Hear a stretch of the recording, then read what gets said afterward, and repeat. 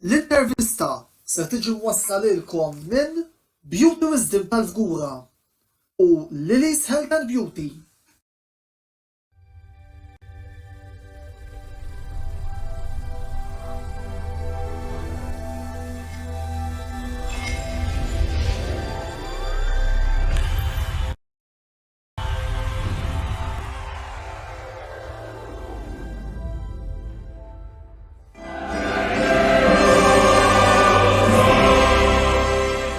Antonello Belli semilkom il-qalkom għal 15 l-episodju mistensiela l-intervista. Il-programm tal-lum serja taħarsi prinċipali lejn żewġ logħbiet mis-serja Taljana li ser jintlabu nhar il-ħadd li ġej u li żgur mhux forsi se jkunu qed jgħidu ħafna fuq l-andament tal-kampjonat dan l-istaġun. Dawn huma Atalanta Juventus li ser tintlab fil-Gevi Stadium ta' Bergamo nhar il-ħadd 18 ta' April fit-tlieta u Napoli Inter logħba li ħadd tintlab fl-Istadio Diego Armando Maradona nhar il-ħadd 18 ta' April fid-9:15. Il-panel tal-lum ser tkun waħda ngħidu hekk mhux tas-soltu. Qabel xejn ser ikollna lil Mark Xkembri, membru tal-istaff tan-netwerk ta' Antonello Sportsblog li huwa wkoll partitarju ta' Juventus. Barra minn hekk illum ser ikollna koppja li għandhom għall-qalbhom il-logħba tal-futbol imma li nhar il-ħadd se jkunu qed iżommu ma' timijiet opposti il għaliex għandna lil Clint Cassar li huwa t-teżorir tan-Napoli Club Malta u l-mara tiegħu is-Segretarja Ġenerali tal-Inter Club Malta Ritalin Cassar Farrugia. Għalissa se nifqu għax naħseb diġà ħadtilkom raskom biżżejjed.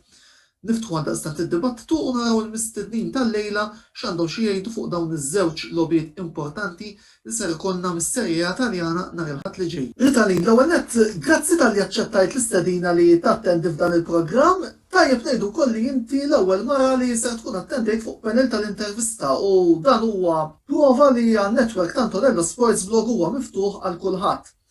Insomma, biex niġu għall-punt. Inter il-ħadd li ġej ser iżuru ground li rebħu fih biss 18 mill-74 logħba li dawn labu ġewwa fih. Kemm taħseb li jekk in-nerazzurri jħorġu b'xi punti minn din l-sfida, dawn se jkunu importanti għall-lan li Inter jidħu l-kampjonat għall-ewwel darba fi 11-il sena. L-ewwel ħaġa Antonello nsellem lilek u lit-telespettaturi tal-programm tiegħek, grazzi tal-istedina. Iva naqbel miegħek fuq il-logħba ta' nhar il-ħadd. Nhar il-ħadd l-Inter se jilagħbu fi ground diffiċli fl-Istadio Diego Armando Maradona kontra tim b'saħħtu wkoll, tim li qiegħed jilgħab ar-raba' post, għandu bżonn il-punti żgur min-naħa tagħhom l-Inter ukoll għandhom bżonn il-punti għax ovvjament iridu jkomplu jissudaw il-post tagħhom f'ras il-klassifika se tkun logħba tosta miż-żewġ timijiet, it-tnejn li huma għandhom bżonn il-punti biex iżommu l-Inter iżommu ras il-klassifika u n-Napli jiġġieldu għar-raba' post, għalkemm hemm 11-il punt distakk fuq it-tieni post. Jiena nemmen li triq għadha twila, l-Inter iridu jibqgħu iffukati, iżommu saqajhom mal-art u ma jillaxkawx għaliex min-naħa tagħhom. L-Inter huma obbligati li jibqgħu iżommu triq tar-reb. Milux kont fuq telefonata ma' Nicola Berti u l-istess ħaġa fil-fatt qal li l-Inter obbligati li jkomplu jirku. Ġifieri se tkun logħba mis-silta miż-żewġ timijiet u se tkun logħba tajba jalla li r-riżultat min ikun l-aqwa jirbaħu. U hawnhekk nixtieq ukoll nieħu spunt żgħir il-fatt li l-bieraħ Nicola Berti għala żmienu għala 54 sena u minn hawnhekk buon compleanno Nicola Berti dal-netwerk di Antonello Sportsblog. Clint, merħba fuq l-intervista għal Napoli din il-logħba importanti ħafna hekk kif l-Azzurri qed ifittxu rebħa biex min-naħa tagħhom iżommu l-post tal-Atalanta fil-ġlieda għar-raba' post. X'mentalità jrid jinżel biha t-tim ta' Gennaro Gattuso għal sfida li naħseb hija vitali għall-ambizzjonijiet Napolitani li s-sena d-dieħla jirritornaw fil-UEFA Champions League. Merħba lilek Antonello u nsellimlek minn hawn u grazzi tal-istedina tiegħek fuq il-programm. Ma rridx niftiem ħażin imma il-mentalità ta' kull partita mhux għax se tilab kontra l-Inter jew kontra l-Juventus, Crotone, Sampdoria u minnu. Il-mentalità tal-partita hija dejjem tkun waħda vinċenti. Kull plejer irid jinżel bil-mentalità ta' leadership fil-ground, jagħmel l-effort tiegħu u jagħti l-100% li jista' biex fl-aħħar mill-aħħar tiġi r-rebħa li hija obbligata miż-żewġ timijiet. Mark, qabel xejn, grazzi tal-li din id-darba flok se tkun qiegħed wara l-kwinti se tkun qiegħed fuq il-panel ta' dan il-programm. Juventus min-naħa l-oħra jridu jżuru Atalanta li kemm il-darba u rew li John Gavis mhux se tkun faċli għal ħadd. X'inhu huma n-nases li l-Bianconeri jridu jevitaw f'logħba perikoluża bħalma din? Mela, l-ewwel ħaġa Antonello, nirringrazzjak li stidintni f'dan il-programm insellem l-segwaċi kollha ta' dan il-programm u għata onora li għalli wara ħafna snin meta kontu sehem fil-programmi ta' radju mill-ġdid issa qiegħed hawnhekk. Niġu mal-punt tal-partita tal-ħadd. In-nases li l-Juventus iridu joqogħdu attenti minnhom il-ħadd huma diversi. Kemm fit-tim oppost u kemm internament. Issa ħan nispjega x'inhi d-differenza bejniethom. Fit-tim oppost kulħadd jaf li l-Atalanta l-aħħar snin taħt Gasperini m'għadhomx l-Atalanta li kienu ftit ta' snin ilu. Imma forza kemm ġol kampjonat Taljan u raw anka fil-kompetizzjoni Ewropea ta' Champions League. Issa, kulħadd jaf li Gasperini nexxilhom jaqdu tim illi anka minkejja tluq ta' Papu Gomez baqgħu insidjużi speċjalment fl-attak tagħhom u Zapata, Muriel kienu huma kollha players li ma tridx tafdhom li forsi hemm spunt żgħir mhux ħanejlek ta' pjaċir għax ta' pjaċir mhuwiex, imma ħajkunu mingħajr Romero li huwa mislu fuq kuntratt ta' sentej mingħand il-Juventus lill-Atalanta li mhux ħajilab. Imma irridu joqogħdu b'sebgħinejn l-Atalanta għandhom ħafna players validi bħal Gosens li qed jiġini ġo moħħi bħalissa.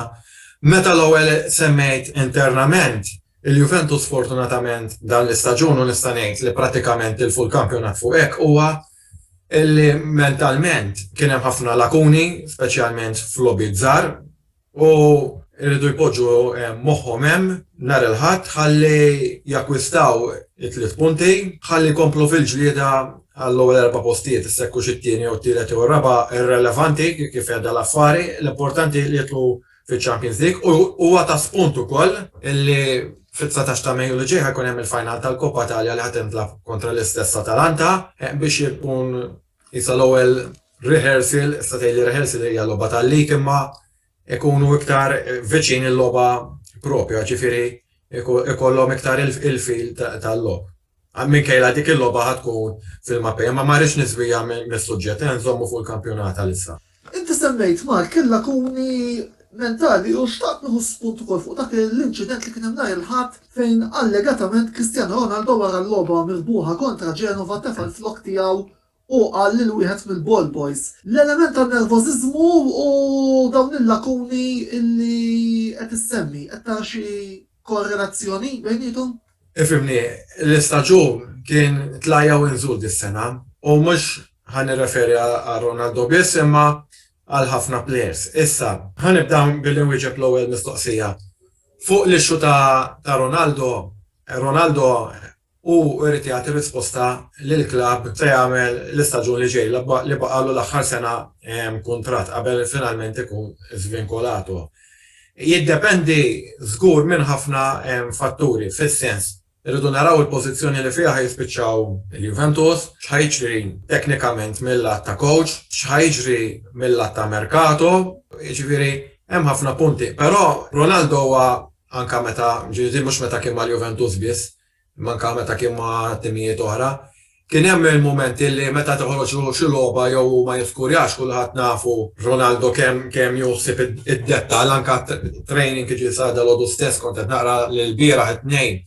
Juventus ma trenjawx imma u kompla bi-training personalizzat tiegħu li ħajja lill-Arter u lill-McKennie biex jagħmlu l-istess bħalu. U allura bla ma trid ikun hemm ċertu rabja u kollox ma kollox. Ifhimni, Ronaldo huwa bniedem mentalità rebbieħa u bħal kull Juventin ħajħossa li ħajkun l-ewwel staġun wara ħafna li ħajkun bla trofew prinċipali ngħid hekk għax Super Cup ġiet u għandu ċans li jirbaħ il-Koppa Italja li ma tazzadu marra baħqat mal-Juventus. Rigward il-lakuni tal-Juventus, jiena ma nħux in konsiderazzjoni dan l-istaġun biss, imma wkoll immur naqra lura sena u nofs sentejlu. L-onet il-Juventus ġejjin minn żmien li rebħu il-lig. u naħseb bla ma trid xi ftit jew il-plejers laxkaw. Però ma nemmenx li dik hija l-veru problema, nemmen li l-veru problema qiegħda li t-tim naqsu l-età fih, sfortunatament f'nofs il-ground m'hemmx dik il-kwalità li hija assoċjata ma' Juventus, ċertu plejers speċjalment Rabiot u Ramsey ma kinux effettivi daqskemm il-Juventus stennew. Jiġifieri da kollox ma kollox, ħaġa tiġi katina mal-oħra. U kif jgħid il-Malti meta tiġi mbagħad tiftħilha. Mbagħad sfortunatament anke eżempju kien hemm dak l-inċident ta' McKennie, Arter u Dybala li ħolqu problema li kienet inutli li forsi li kieku labu f'Mattorina forsi setgħu xi ħadd minnhom kien ikun inċiżiv fuq ir-riżultat għalhekk kien hemm iċ-Champions League xi ħaġa li sfortunatament għal darb'oħra reġgħet irrepetit ruħha komplet kif jgħid il-Malti titfa' n-nar fil-ħatab u mbagħad bdiet il-pressure kollox ma kollox fuq il-coach għax huwa t-tmunier tat-tim. Ħalli inkomplu tkellmu fuq din għall-ġlieda għar-raba post. U darba nixtieq nistaqsi, ħanibda bik Clint. Il-perċentwal li qed tagħti lil Napoli illi jidħlu fil-kompetizzjoni li ġejja. Kif tispiċċa inti Clint nixtieq nisma' mingħand Mark u anke nixtieq nisma' lil Ritalin li għal darba l-Inter qegħdin barra mill-ġlieda Champions League forsi nħodu naqra l-opinjoni tagħha from the outside fuq min taħseb li se jidħlu eventwalment it-300. Imma l-ewwel ejja ħalli nħallu l-kontendenti jgħidu tagħhom. Fil-bidu tal-istaġun kieku kont tistaqsini fejn kienu se jiġu Napoli fl-aħħar tal-istaġun, kont ngħidlek li għandna tim li nistgħu niġu t-tielet post. U din għadni nemmina li nistgħu niġu t-tielet post. L-istaġun kif żvolġa bħala COVID, bħala injuries, qisu it-tim żvija daqsxejn. Però issa li nafu li tista' tgħid kważi reġa' ritorna l-full team. Jiena ngħid li hemm 85% ċans li niġu mal-ewwel erbiva. Il-percentaġġ tal-Juventus jiena narah li huwa għoli. Il-Juventus jiddependi minnhom infushom. Jiena nemmen illi players bi players huma aħjar rajt hawn kollegi u bħal Clint illi naf li jżomm man-Napoli, imma bħala players individwali il-talent hemmiet issa jiddependi minnhom infushom kemm ħajjilagħbu għar-riżultat. Jiena jekk tgħidli percentaġġ ngħidlek illi 70% qegħdin hemm tgħidli għalfejn semmejt 70% għax baqa' ċertu lob bħal huma lob mal-Milan, lob mal-Inter. Okej, l-Inter jista' jkun issa dakinhar ikunu champions li huma lobiet ma' timijiet kbar u li nemmen li l-Juventus se jqumu żgur għall-okkażjoni. Biss baqa' lob, speċjalment bħal ta' nhar il-ħadd hija logħba perikoluża immens. U baqa' lob ieħor li jkunu ma' timijiet ta' nofs klassifika li l-konċentrazzjoni dik li tbeżżani ma nafx kunx 100% għalkemm issa ħadd m'għandu skuża li hemm logħba darba fil-ġimgħa aqta il-ġimgħa d-dieħla li hemm it-turno infra settimanali mal-Parma ġifieri. Dika taffetwa lil kulħadd. Jiena naqgħed ċansijiet hemm narob. Però nammetti li mill-bidu anke mill-darba tkellimt ma' sħabi Juventini, speċjalment minn wara 22 ta' Diċembru li għadda tgħidu li dik x'inhi 22 ta' Diċembru hija d-data li Juventus tilfu home titħab xejn mal-Fiorentina. U Napoli rebħu dak l-appell fil-qrati sabiex il-logħba terġa' tintlaf fil-ground mhux riżultat fuq il-mejda. Ħan interrompik ftit, għax issa qabad spunt li ħandaħħal naqra l-tnejn li jintom f'konfront. Kienet ir-reazzjoni jekk taħsbux li sar sew, ma sarx sew, u hawnhekk sew ukoll se nallaċċa il-postponiment Inter Sassuolo, jiena naħseb li din kienet taħwida l-Taljana dis-sena l-mod kif issetjaw il-min għandu l-aħħar sej fuq ix. Ħanibda mir-Ritalin ħalli xejn nisimgħu naqra leħena wkoll fuq din l-taħwid ta' posponimenti min suppost għandu l-aħħar sej kif huma regolamenti. Ma taħsibx li kien hemm naqra ta' taħwida?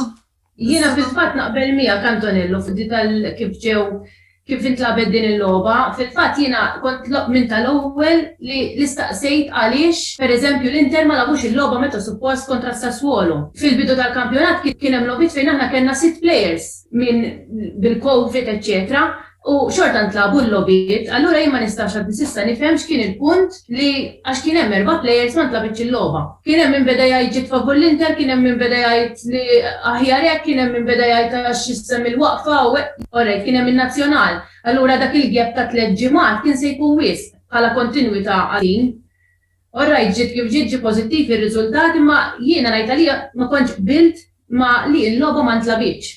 Ma rajtx il-bżonn li ma tintlabx, għax kif qegħdin ngħidu kien hemm fil-bidu tal-kampjonat aħna kellna 6 players li kienu bil-Covid u xorta ntlabu l-lobiet. Issa jista' jkun li forsi kien hemm il-kwistjoni tal-varjant u l-awtoritajiet forsi ma ħallewhomx jivvjaġġaw ħabba din il-kwistjoni tal-varjant biex jevitaw. Jien minn naħa tiegħi kont nara li kellha tintlab xorta l-logħba. L-istess fuq il-logħba ta' bejn Napli u l-Juventus ma kienx xi ħaġa minn naħa tan-Napli li ma rridux jivvjaġġaw, żammewhom l-awtoritajiet li ma rriduhomx joħorġu minn Napli, jiġifieri daw.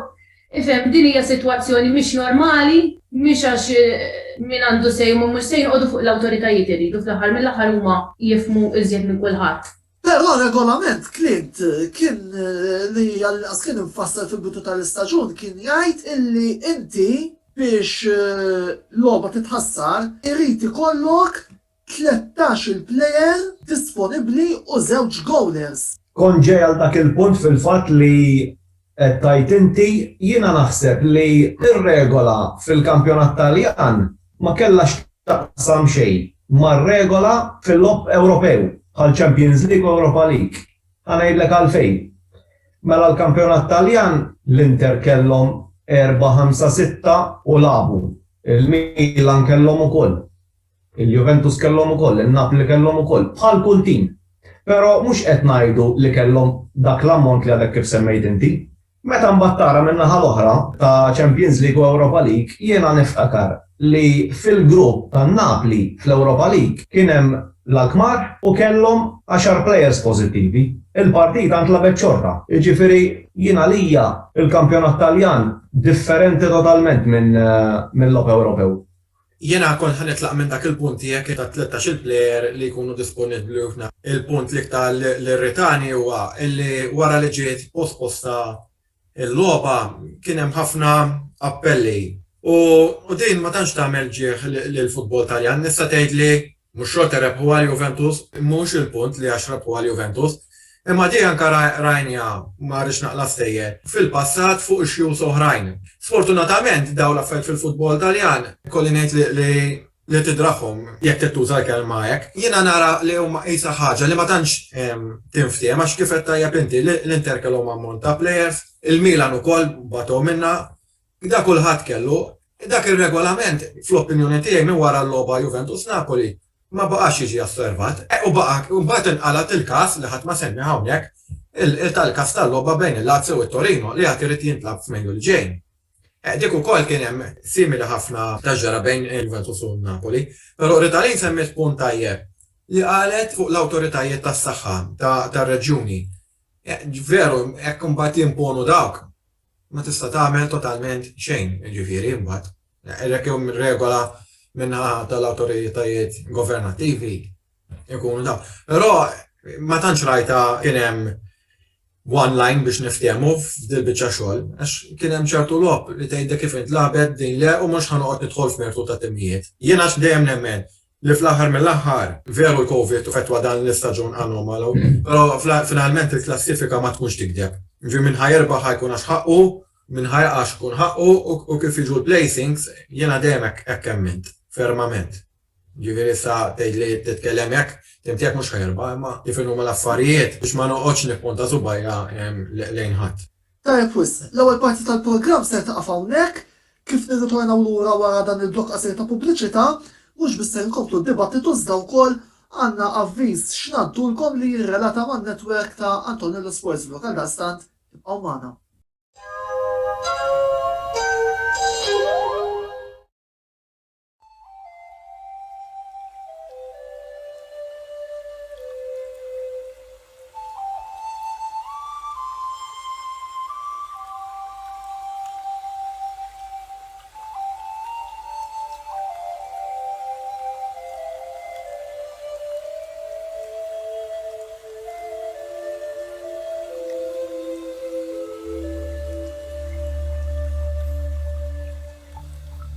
Beauty Wisdom tal-Fgura għall-aħjar prodotti u servizzi ta' sbuħija. Lily's Health and Beauty għall-aqwa prodotti ta' nutrizzjoni, make-up u aċċessorji. Żuru l-paġna ta' Lily's Health and Beauty fuq Facebook għal iżjed informazzjoni.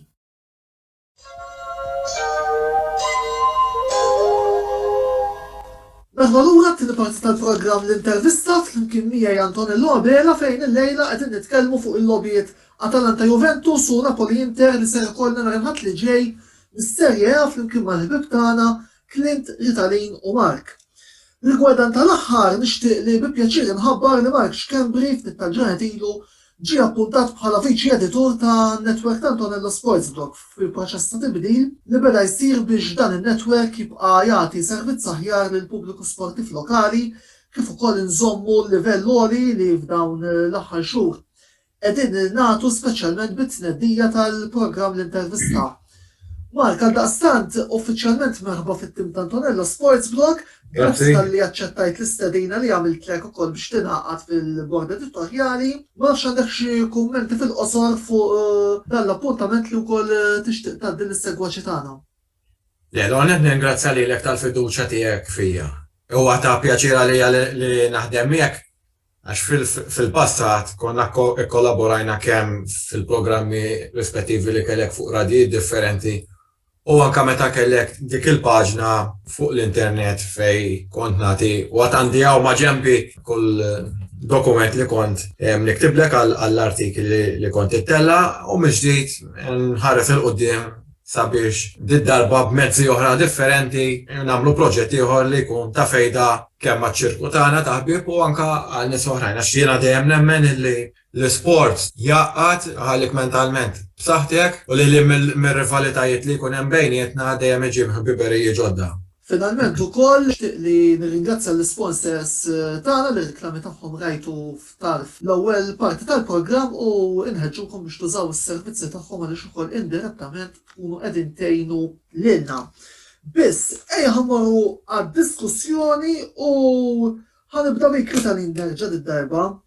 Waħda mill-akkużi li dan l-aħħar qed jiġu puntati fuq l-Inter minkejja li qegħdin jiġu rebħiet hija rigward il-logħob muri mill-tim ta' Antonio Conte li mhux qed ikun xi wieħed sabiħ. Kemm taħseb li dawn l-insinwazzjonijiet huma ġusti fid-dawl tal-kampjonat illi l-Inter qed jagħmlu speċjalment minn Jannar il-qudiem? Jiena ma naqbilx assolutament ma' min jgħidlek. Jiena ngħid ħaġa. Aħna futbol qegħdin naraw. Fil-bidu tal-partita żewġ timijiet ikollhom punt f'idejhom, issa ovvjament li jottu li tiskorja. Mela jekk inti skorjajt, ovvjament trid tiddefendi dak il-ballun li inti skorjajt. Il-futbol jintlab bil-moħħ jkollu objettiv fil-bidu tal-istaġun, kull logħba fiha l-istorja tagħha u dik kull logħba tagħmel parti mill-kumplament tal-istaġun.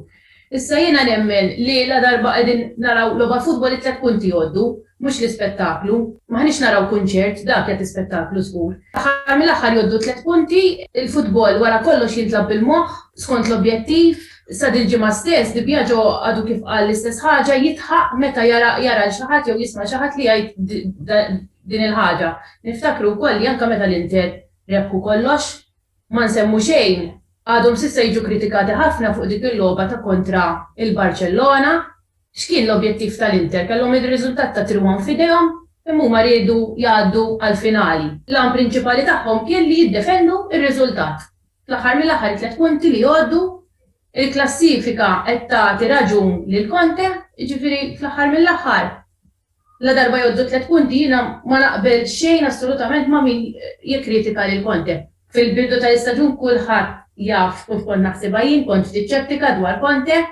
Ovvjament ma' żmien mhux ma kelli l-ebda dubju bħala livell ta' coach, jiġifieri bħala u personali x'kien ħajati għall-Inter. Qabel ma ġimgħa l-Inter kien qal jien professjonist ma minħammur ħanati il-100% tiegħi, verament qed juri dawn l-affarijiet, jiġifieri jien ma maqdar xejn mill-logħbiet ta' Conte, il-punti qegħdin jaslu ifhem ovvjament tista' kull logħba fiha l-istorja tagħha. Però naqbel li jekk inti għandek ir-riżultat f'idejk, ovvjament ma jifdal xejn ħlief li tiddefendi r-riżultat għax fl-aħħar mill-aħħar 3 punti jgħoddu.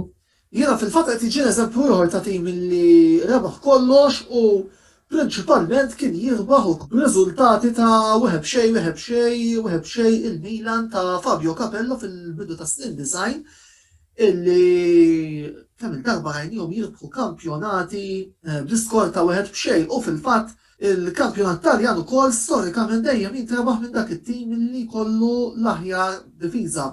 Din hija prova illi effettivament l-importanti li tirbaħ u għaxan bat għanna coaches li jilabu futbol sabiħ, qed jiġini frasi, coach li anki Clinton tkun ukoll l-esperjenza tiegħu Zdenek Zeman illi jilab futbol sabiħ imma r-riżultati huma skarsi. Jiġifieri il-mantra tal-importanti è vincere hija dejjem hemmhekk anke wkoll bħalma ngħid jiena fil-video stat mill-lob illi intella b'mod regolari biss lura dan il-programm. Ħammur għal-punt li qajjem Mark fl-ewwel parti tiegħu il-coaches Gennaro Gattuso ta' Napoli u Andrea Pirlo ta' Juventus, żewġ coaches li għandhom passat komuni u rebbieħ ma' Milan kif ukoll ma' tim nazzjonali Taljan, iżda għandhom futur inċerta kif il-pożizzjoni tagħhom bħala coach Gattuso Napoli u Pirlo għal Juventus Adam Dentla. Kif tiġġudikaw il-futur rispettiv tal-coach in kustjoni ma' tim favorit tagħkom? Clint, nibda bik u mbagħad nisma' minn Mark. Żgur mhux forsi min-naħa ta' soċjetà l-objettiv prinċipali dan l-istaġun kien ir-ritorn fiċ-Champions League wara l-istaġun li kellna nofsu ma' Ancelotti u nofsu ma' Gattuso li spiċċajna fis-seba' post. Naħseb li dak kien l-objettiv. Issa min-naħa tiegħi li nista' ngħidu jekk Gattuso jilħaq l-objettiv, jiena għalija Gattuso għandu jibqa' man Napoli. Issa kif qed naraw dal-aħħar ir-rapport bejn De Laurentiis u bejn Gattuso ma tantx jidher wieħed tajjeb, sa frattant in-Napoli ilhom xarej sħaħ silenzjo stampa jekk wieħed innota. Naħseb jiena jintlaħaq u ma jintlaħaqx l-objettiv l-avventura ta' Gattuso ma' Napoli se tieqaf f'Ġunju li ġej. U fost il-coaches li qed jissemmew diversi coaches anki ritorni fosthom Benitez, Sarri, f'każ li jitla' qed naraw dak il-marki berra għajnej xi reazzjoni fuq Sarri.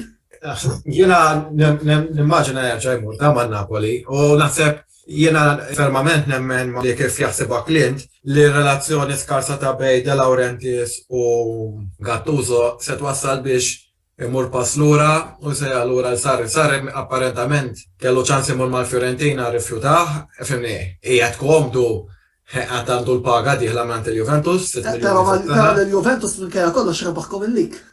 Rebaħ il-lik imma jiena jekk titnal immuna appunt lura ma kif dejt inti t-tieni parti tal-programm. Ħafna Juventini kienu jikkritikaw il-Allegri għax ma kienx juri lob sabiħ. Imma sa frattant il-leagues ġew, vera forsi l-oppożizzjoni li kien hemm għal-Juventus ma kienx b'saħħitha u kombattuta kif inhu l-kampjonat illum, però leagues ġew u saħansitra anke telgħu Georges finalist ta' Champions League lil fuq. Jiena nemmen l-iżbal tal-Juventus beda hawnhekk li sabiħ il-futbol sabiħ tneħħa Allegri. Meta it-tim għalkemm għenedu wkoll illi l-aħħar sena ta' Allegri wkoll kien beda jitlef xi ftit id-dressing room. Issa, taħt Sarri il-Juventus rebħu, però nemmen li il-Juventus ġabu l-Sarri biex jagħmlu dik il-qabża ta' futbol sabiħ.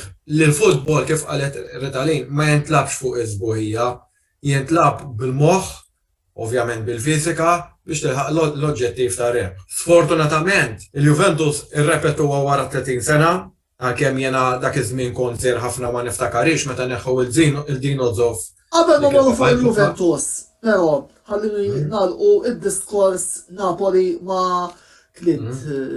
Il-min taħseb li De Laurentiis issa se jġib u l-min tixtieq li tara fuq il-bank Napoletan is-sena d-dieħla.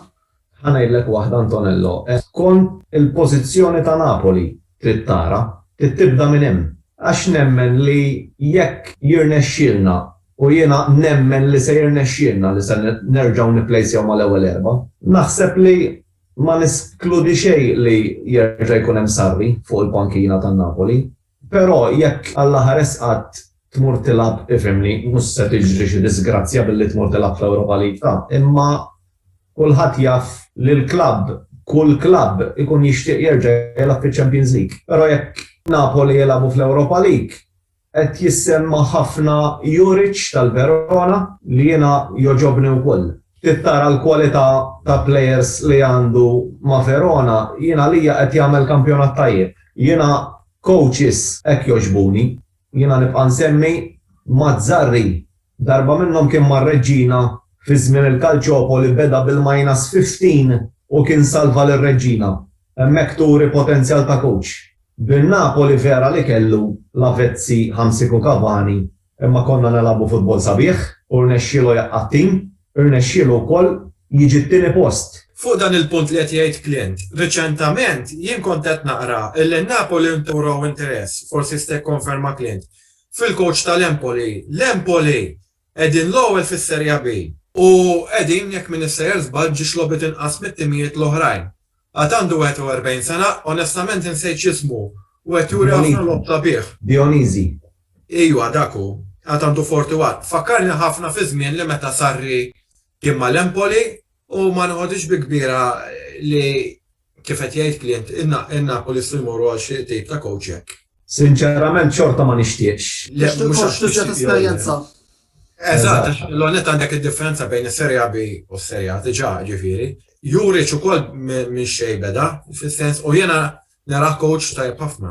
Rita nistemmit ukoll il-Paolo Fonseca ta' Roma li wkoll qiegħed imdedel minkejja kollox. Qed jissemma wkoll. Kif qed jgħid Mark qed isemmi l-Dionisi, jiena ma nixtieqx li nara lilu għax esperjenza ta' Serja A m'hemmx. Tgħid li Sarri x'esperjenza kellu. Sarri veru, kull ma kien staġun minn għalija ma' Empoli. Eżatt, l-istaġun 14-15. Però De Laurentiis tefa' għajneħ fuq Sarri niftakar kien hemm il-partita bejn Empoli-Napoli fis-Serja ta' żmien Benitez u kienu tawna 4 niftakar. Kienet ġiet 4-2. Minn hemm jiġifieri naħseb li beda l-interess ta' Sarri. U huwa supporter Napolitanu. Mark, fil-qosor min-naħa tiegħek x'taħseb fuq Pirlo? Ara. Għax le Allegri. Mela, jiena ħana nagħmel l-istess punt li qal Clint. Jiddependi ħafna il-pożizzjoni fejn jispiċċaw l-Juventus. Jekk jispiċċaw mal-ewwel 4, jiena naħseb li Agnelli ma jneħħiex u ma jneħħiex għal ġiex raġunijiet. Waħda għax kien u li jażlu u ma jridx jidher dajjef li jagħmel żball biex itih it-tieni ċans. U t-tieni ħaġa jinfluwenza ħafna wkoll l-impatt ekonomiku. Niftakru l-Juventus għal kull tim ieħor imma l-Juventus iktar minn timijiet oħra għandhom il-ground tagħhom u ma nafx kemm jaffordjaw li neħu coach ieħor li jkun fuq il-kotba tagħhom veru għandu paga ta' 1,800,000 fl-istaġun, differenti minn kif kien Sarri mal-Juventus. Jiena nemmen li jekk jispiċċaw mal-ewwel 4 jerġgħu jtuħ ċans, speċjalment fil-politika li qabdu l-Juventus li t-tim ikun iktar żagħżugħ.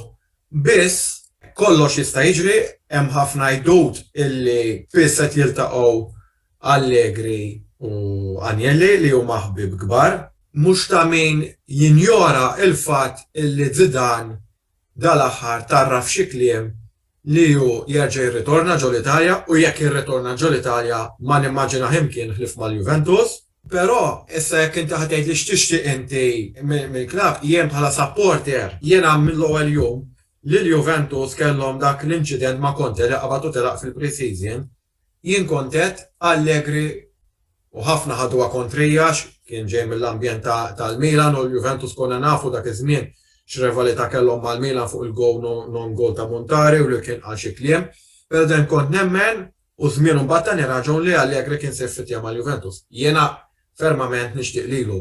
Inkella persuna li jiena bħala supporter grat ħafna leh li kien magħna fi żmien diffiċli ħafna li huwa Deschamps. Imma ma nimmaġinax li Deschamps jista' jiġi issa meta fi żmien sena ħajkun hemm il-World Cup u jrid imexxi lil Franza. Jista' jkun li qed jingħad ukoll għax bħalissa tisma' ħafna affarijiet li Zidane imur ma' Franza u Deschamps jimmuvja mal-Juventus, bħalissa tisma' ħafna. Kien hemm waħda li tbissimt li l-Juventus jgħajtu l-ura sarri. L-żgur mux ħajamlu għax fuq il-kotba tagħhom. U jiena ma nimmaġinax. Żgur, imma tant tibda tisma' affarijiet. Jiena naħseb li l-Juventus jekk jispiċċaw top 4 u jirbħu l-Koppa Italja jerġgħu jagħtu ċans lil Pirlo. Mela, immorru issa għad-domanda li jmiss. Clinton Italin, qed nagħkom kopja ormai li nafkom żmien twil voldieri, però dik-nhar on match day kif tkun l-atmosfera fil-familja Kassar. Ritalin, ħanslu għandek għax qed tarek naqgħu kwieta. Nifimni, jiena minna ħatijaj id-deni jibda minn kmini, mux minn kmini fil-ħodu, ta' minn kmini matul il-ġimaj. Il-battuti jkunu ilhom li bdew. Sissa edha brava. Issa minħabba ċirkostanzi. Is-soltu naraw jien il-klab tiegħi u il-klab tiegħu ovvjament. Ma narawx flimkien, imma minħabba ċirkostanzi kif qegħdin, nikolna noqogħdu fuq l-istess sofan. Nipprova noqgħod kwieta kemm nistgħu. U naraw il-logħba flimkien. Imma ovvjament jistenna xi naqra battuti minn għandi għax ma nafx noqgħod kwieta jien. Clint. Jiena fimni kif qalet Ritalin l-istess. Però jiena bnidem li ma tantx nuri, jiena l-karattru tiegħi dakun. Però fl-aħħar mill-aħħar ifimni jekk it-tim ikun qed jelab tajjeb, nippretendi dik xi ħaġa. Però jekk it-tim ikun qed jelab ħażin, naċċetta kollox imbagħad. Jiena min-naħa tiegħi Braspar għamiltu fuq on the match day ta' jiġifieri u anka l-klab jiġbaw jabżawni għara qod kwieta, għara m'hemmx Braspar illu għamilt ħafna jiġifieri. Xejn ġdid.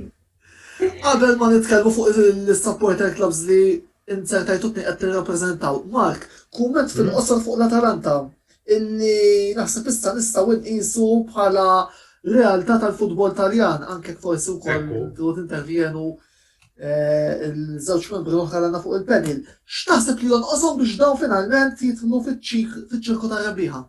Jiena nemmen li jekk jirbħu l-onur tal-Koppa Italja jkun it-tieni darba fl-istorja tagħhom għax kienu rebħu fil-60s u jekk min issersba kien l-uniku tim mis-Serja B li kien rebaħ Koppa Italja. Għandek żball. Jew il-Napoli kien. Ekku.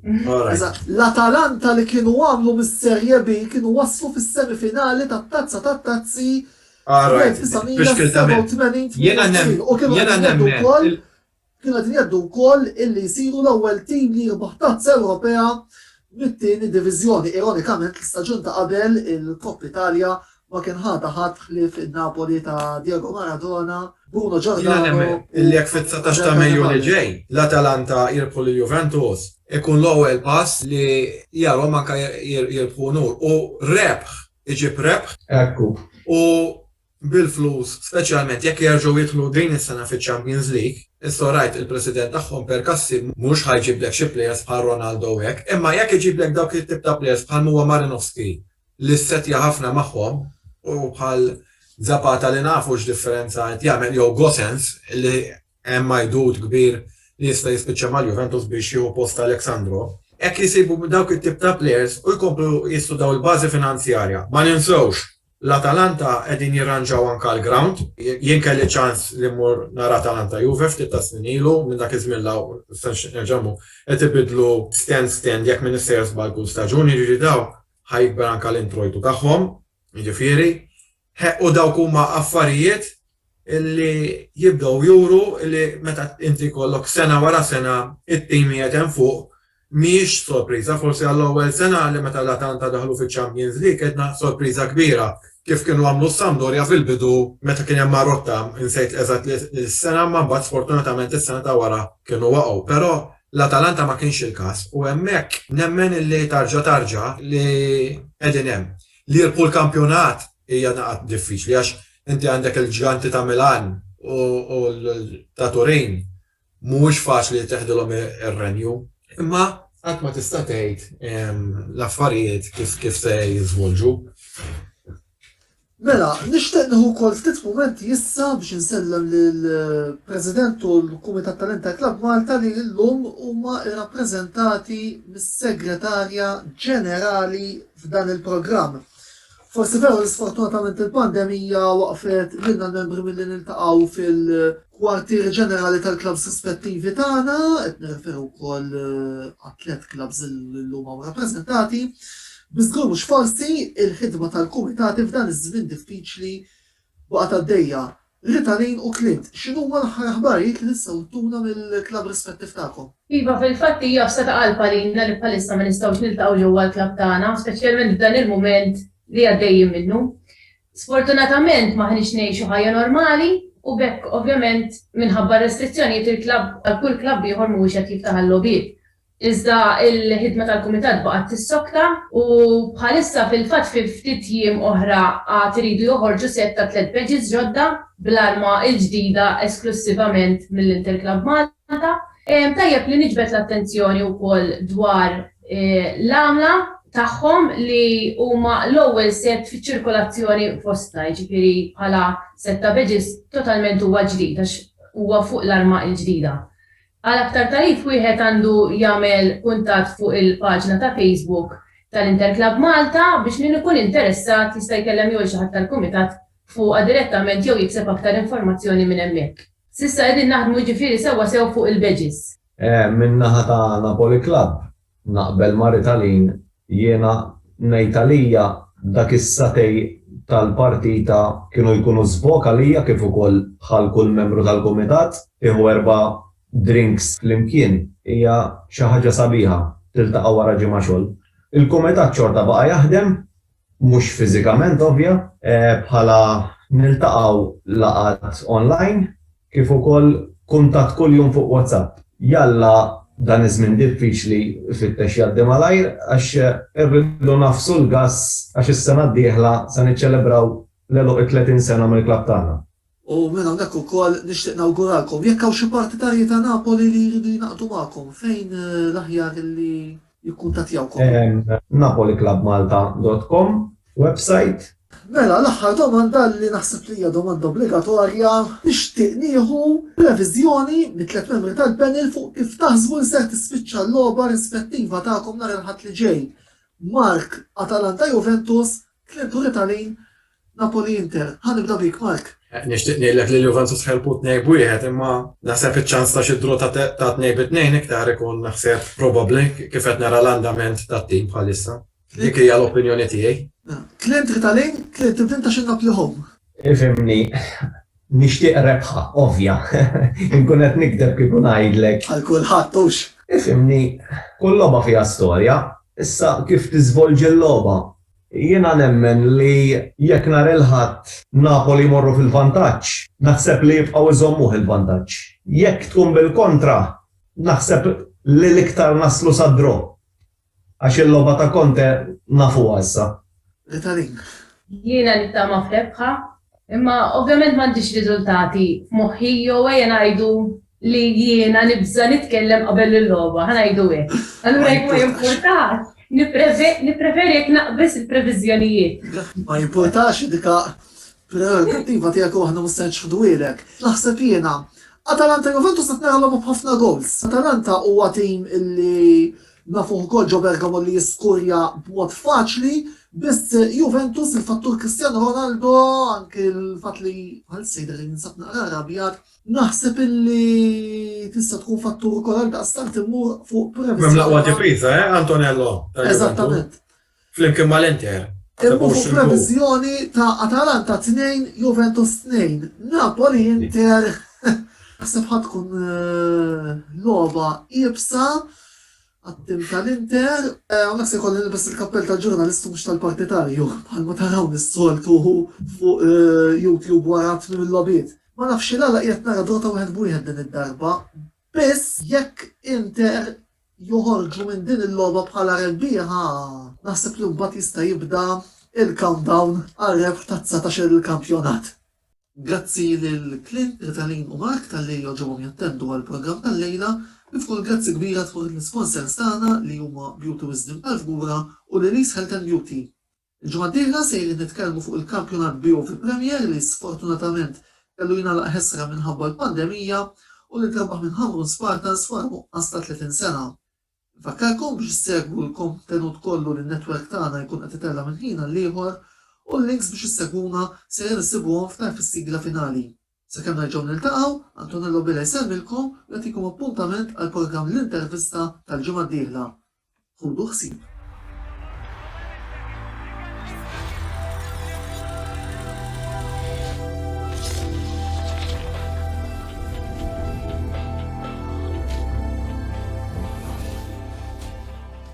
L-intervista ġiet imwassla lilkom minn Beauty Wisdom tal-Fgura u Lily's Health and Beauty.